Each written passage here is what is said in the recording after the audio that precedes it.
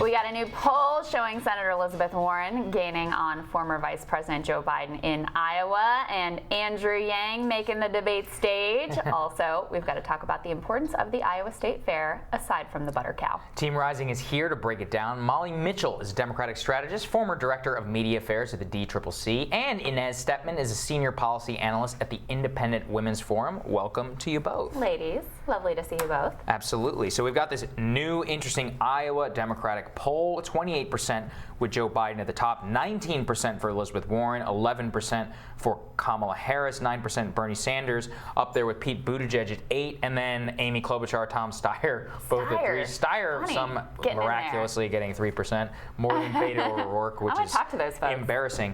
One of the biggest changes in this poll, Molly, is Bernie Sanders is going from 16% in Iowa down to 8%. What do you think that is? Sorry, 9%. Oh, I think Warren is taking a lot of Bernie Sanders supporters. I think this is a good poll for Kamala. It's still a good poll for Biden. It's an amazing poll for Warren. Yeah, I think that's right. She did a great job in Detroit. I mean, I think unanimously across the board, everyone thought she performed very, very well. Right. And then now, you're mixing that with her ability to actually be a good campaigner, and she has that deep breadth of policy. She's going to do really well in Iowa, it looks like. Inez, what we keep hearing is she has got one of the most impressive ground operations in Iowa, is that everyone's like, oh, she's got a massive burn rate, but it also sounds like she's got a lot of money to burn. And so, I mean, I've been seeing this everywhere. I think she's up in both Iowa and in New Hampshire across the board, but the biggest problem she has is South Carolina. I mean, do you think she can continue kind of what she's doing right here? Well, you're right that she has a fantastic ground game, and I think that's definitely helping her in Iowa. I think maybe the pitfall for her, and I know we're going to talk about the state fair, is she can come off as sort of robotic, sort of inhuman, gonna grab me a beer, kind of, and a few of those viral moments could really stunt her momentum, right? So if people are used to interacting with her campaign and everything she has a million plans for everything, and they see her on a debate stage, and then there's a few of these viral moments, it remains to be seen how those things balance out against each other. I think you're right. Pretty good since, the opening I'm going to get me a beer thing was very painful, but she was the most consistent, I would say, performer across both debates. She had really strong, everybody thought really highly of what she did. To me, the bigger challenge is the one Sagar points to, which is her coalition is basically wealthy and white. And wealthy white liberals. And where is she going to expand to? What is the group that may be receptive to her? Because you have to win voters of color if you're going to win this nomination. No, I think that's an incredible point. I would also push back, though, on her. I think this is Warren 2.0. I mean, the selfie game is strong. I think she is doing a better job of connecting with on-the-ground voters. But I think that she'll do well in Iowa. She'll probably do well in New Hampshire. Nevada and South Carolina is going to be tougher. And Kamala Harris has spent a ton of time in South Carolina, really, really building that up. And but that's not really working for her. One thing I would say, though, is that I think it's very easy, Elizabeth Warren, to be okay in a Democratic debate on a selfie line, in the kumbaya moment. I will not going to forget Charlemagne the God pressing her on Pocahontas, and it was a complete disaster. Freeze, cave, had no idea what she's doing. She's still about policy. She's good. I mean, I disagree with all of her policies as a conservative. But she's very good at it. But once she has to start interacting with people, I don't think that the awkwardness is a one-off. And that's where that robotic nature, the grab me a beer, I mean, the pivot to the it's like freeze frame, what do I do here? That is very much what I expect to see from her if we were to get to the point where she is the Democratic nominee. I mean, Trump will just hammer that till the end of time, and she doesn't have a good answer. No, I think that is true, and I think that is on the minds of a lot of people who I like Warren. I like that she has a plan, but can she overcome the Pocahontas thing? Maybe they don't care about it that much, but Trump will never let her forget it if she's the nominee. Is everybody, the first litmus test is, can I imagine this person beating Trump? Right. And as of today, the polls don't reflect Warren beating Trump mostly. And also, I think to your point, it's why so many people have her as their second choice. Right. They're like, I like what she's saying, I like the policy. Is she really the one who can win? And that's where that whole Pocahontas thing, stupid as it may be, really hurt her, because it damaged that perception of electability in a lot of people's minds. Well, and the Democratic Party has the same problem the Republican Party had in our last primaries, right? Which is to say there are a whole bunch of candidates, and that means that if somebody can capture a certain percentage of the vote, like Joe Biden, and be the front runner, somebody has to break out and knock out their rivals. Otherwise, Joe Biden is going to coast to this nomination getting 20, 30%, right? And so something has to move here. I know it's still really early, but sometime in the next few months, we're really going to have to narrow this field if somebody is going to take down Biden. No, I think you're right, Inez, and that's exactly the thing is, everybody forgets, Trump only had 33% in the primary pretty much all the way because Ted Cruz stayed in, John Kasich stayed in. I mean, there's no structural incentive for any of these people to drop out. Why would Elizabeth Warren, who has 1 million donors and all this support, why would she drop out? Why would Bernie Sanders, who has 1 million donors, huge coalition, a rightful 20% lock on the party himself, Kamala Harris at 11. I mean, it's the same thing that happened in the GOP. Everybody thinks that they can notch on and have this or that. And the truth is that if you have like 10 candidates who are all bleeding, then a 28% Joe Biden, while weak structurally, is actually quite strong in terms of getting the nomination. Yeah, I think that's right. The other thing that was big news out of this particular poll, which counted towards qualifying for the next round of debates, is Andrew Yang. That's right. Hit 2%. Yang Gang. This is a Yang Gang. This is a pro Yang Gang show, for the record. Beating Beto in this particular poll, by the way, which is kind of funny. But Andrew Yang is going to be on the debate stage. People are going to get to hear more about his ideas, freedom dividend, and the rest.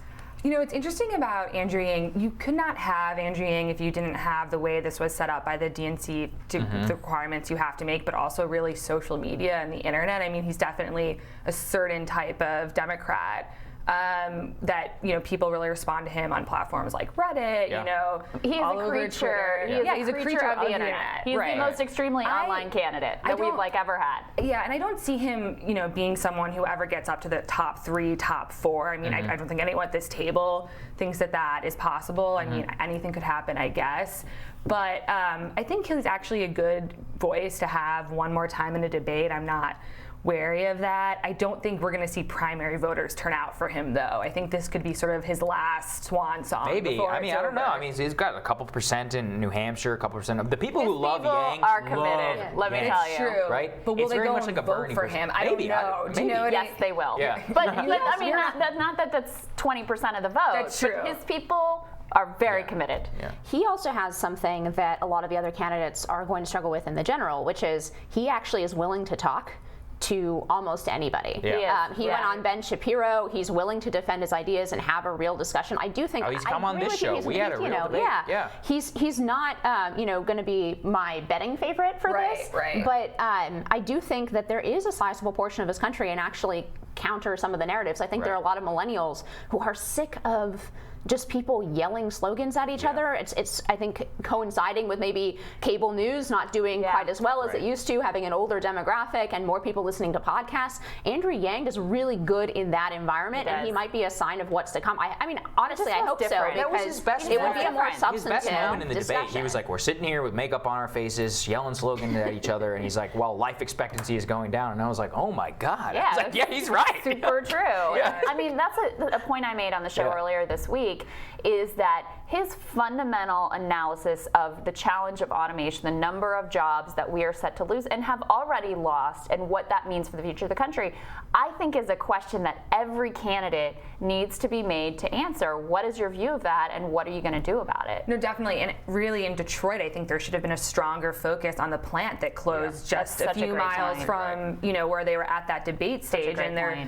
is this huge focus on healthcare, and trust me, I was part of the group that helped, you know, Democrats take back the House last year. I think that that's something we need to focus on, but we do need to really own the future of work conversation, or the people will continue to vote for candidates like Trump or Republicans and not Democrats if we're not even talking about the GM plant that closed miles from where we're debating. I mean, what it really is, Inez, I think, is a total just like the system is bad, it's corrupt. It's not talking about what is the ultimate metric of a society? Life expectancy, right? It's like things are not going well if people are dying more. That's like you can talk about healthcare. Like, GDP's amazing. People are literally dying. People are literally dying more than they were a couple of years ago. I mean, that's like a pretty good benchmark of how we're doing. And there was something about the authenticity of Trump, is like, despite all the gaffes, the flubs, or whatever, he was like, no, the system is wrong, people are acting foolishly, and 65 million people were willing to just be like, yeah, I agree with you.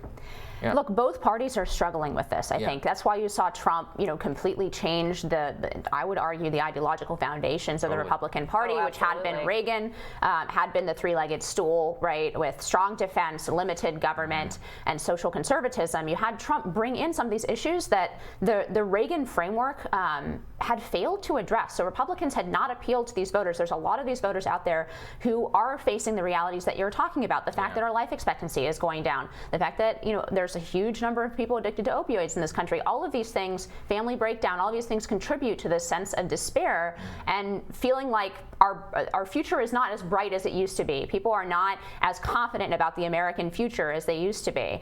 And I think people are trying different parties, different candidates to see who's going to fix this. And I totally agree with you. This automation conversation is going to be part of our future. Right now, we're also talking about it with regard to immigration, which I think is a valid conversation as a conservative.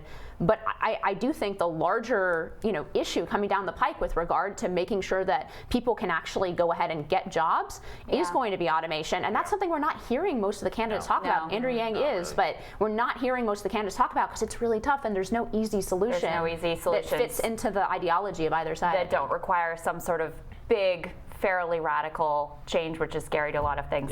A lot of people, I think that's very well said. We're going to have more with this panel because they're fabulous right after the break.